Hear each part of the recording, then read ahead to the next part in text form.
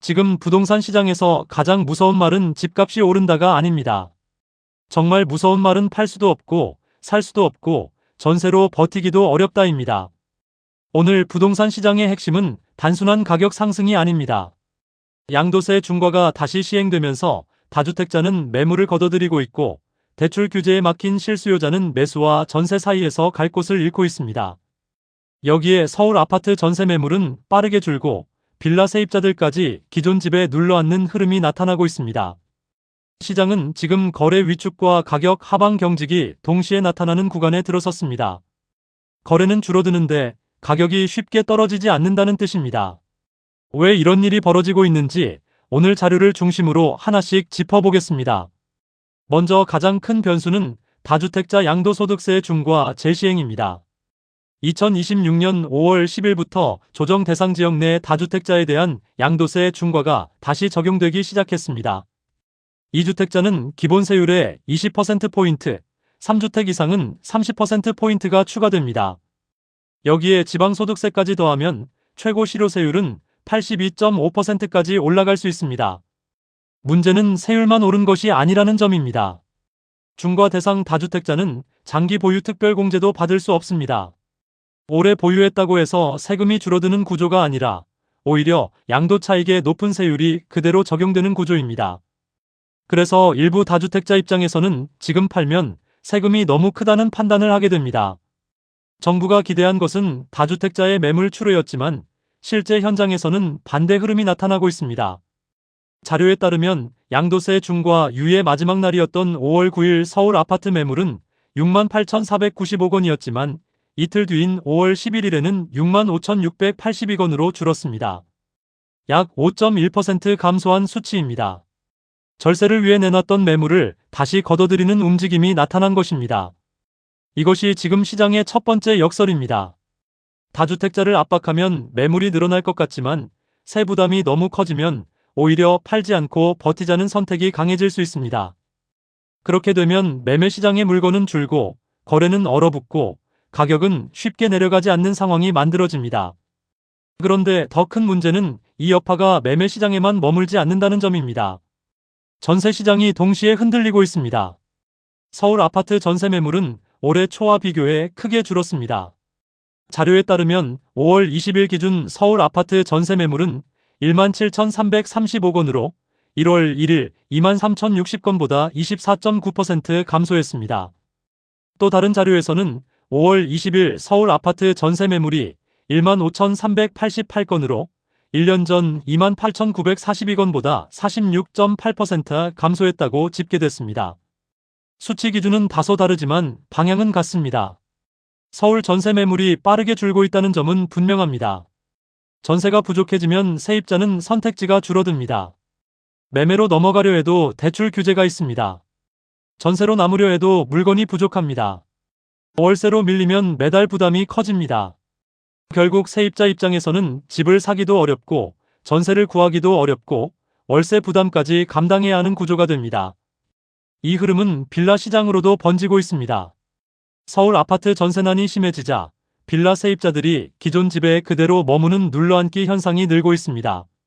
올해 1월부터 4월까지 서울 빌라 임대차 갱신 계약 13,240건 가운데 계약 갱신 청구권을 사용한 거래는 4,245건으로 전체의 32.1%를 차지했습니다. 지난해 같은 기간 24.8%보다 7.3%포인트 오른 수치입니다. 이 말은 아파트 전세가 막히면서 빌라 세입자들도 쉽게 움직이지 못하고 있다는 뜻입니다. 전세난이 아파트에만 국한되지 않고 비아파트 임대차 시장까지 압박하고 있는 것입니다. 수요는 늘어나는데 공급은 충분하지 않습니다. 지난달 서울 빌라 전세 수급 지수는 106.4를 기록했습니다. 이 지수가 100을 넘으면 집을 구하는 사람이 내놓는 사람보다 많다는 의미입니다. 즉, 빌라 전세 시장에서도 수요가 공급보다 많은 상태라는 뜻입니다. 공급 지표도 좋지 않습니다. 올해 1분기 비아파트 입주 물량은 7,297건으로 지난해 같은 기간보다 4.3% 감소했습니다. 착공 물량도 6,563가구로 3.1% 줄었습니다. 착공은 보통 몇 년 뒤 입주 물량으로 이어지는 선행 지표입니다. 지금 착공이 줄면 앞으로의 공급 부족으로 연결될 가능성이 있습니다. 여기에 공사비와 PF 문제도 겹쳐 있습니다. 공사비가 오르고 자금 조달 문턱이 높아지면서 빌라나 다세대, 소형 오피스텔 같은 비아파트 공급이 줄어들고 있습니다. 자료에 따르면 건설 공사비 지수는 2026년 1월 133.28로 2020년 1월 99.86보다 33.5% 상승했습니다. 쉽게 말해 과거에 10억 원이면 가능했던 공사가 이제는 약 13억 원 이상 들어가는 구조가 된 것입니다. 사업 규모가 작은 비아파트는 이런 공사비 상승에 더 취약합니다. 분양가를 크게 올리기도 어렵고 금융 비용도 부담스럽기 때문에 사업을 미루거나 접는 경우가 생길 수 있습니다. 그러면 전세난은 단순히 지금의 문제가 아니라 앞으로 몇 년 동안 이어질 수 있는 공급 문제로 번질 수 있습니다. 이런 상황에서 생애 첫 주택 매수자는 오히려 늘었습니다. 지난달 서울에서 생애 첫 부동산을 매입해 소유권 이전 등기를 신청한 매수인은 7,341명으로 집계됐습니다. 이는 2021년 11월 이후 가장 많은 수준입니다. 특히 30대 비중이 컸습니다. 30대는 전체의 57.6%, 4,231명을 차지했습니다. 전세와 월세 부담이 커지면서 차라리 지금 집을 사자는 심리가 젊은 실수요자 중심으로 확산된 것으로 해석됩니다. 매수가 몰린 지역도 특징적입니다. 노원구, 강서구, 은평구, 성북구, 영등포구 등 15억 원 이하 주택이 상대적으로 많은 지역에 생애 첫 매수가 집중됐습니다. 대출 한도와 가격 부담을 고려한 현실적인 선택으로 볼 수 있습니다. 하지만 여기에도 위험은 있습니다. 주택담보대출 금리 상단이 다시 7%대를 기록하면서 영끌 매수자의 부담이 커지고 있습니다.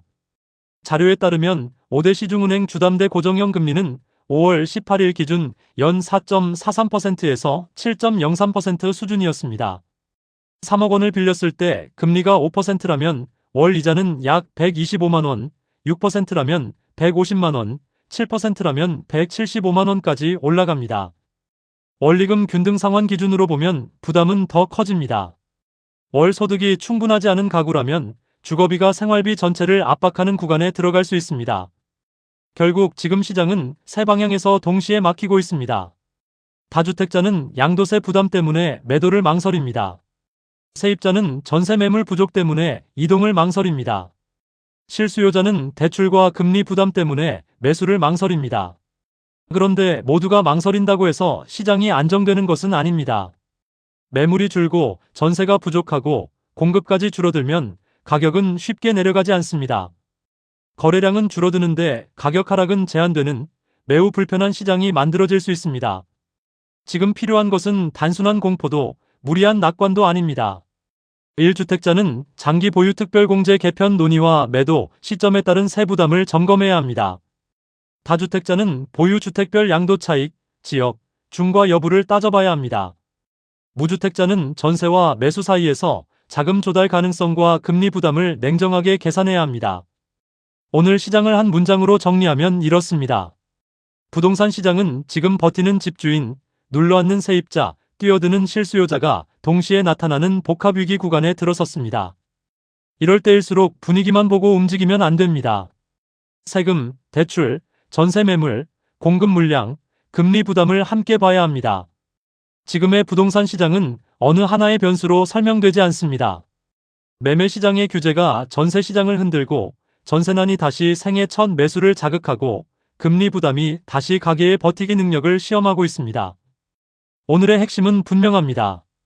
부동산 시장은 단순히 오르느냐 내리느냐의 문제가 아니라 누가 얼마나 버틸 수 있느냐의 싸움으로 바뀌고 있습니다.